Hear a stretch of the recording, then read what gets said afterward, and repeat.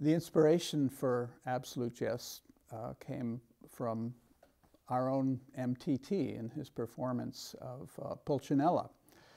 I heard this piece and I heard how one composer, Stravinsky, could take material and the vitality of another composer.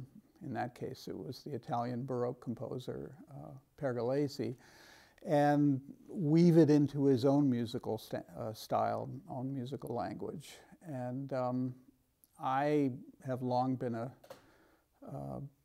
huge fan of the late Beethoven string quartets. I mean, most of those quartets people know of as a rather heavy music full of gravitas, but there are these scherzos which are as light and as powerful and as energetic as the slow movements are deep and slow and lyrical.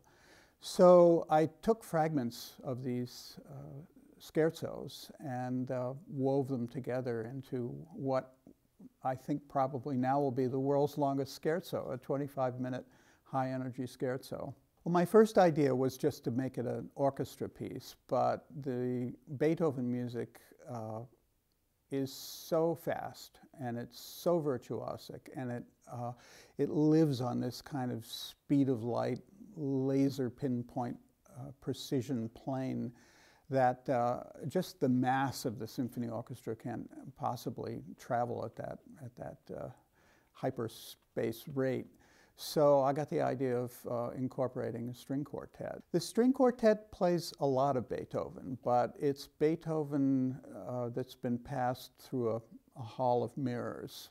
It's been passed through some kind of Einsteinian universe where time and structure and also the harmonies keep getting warped.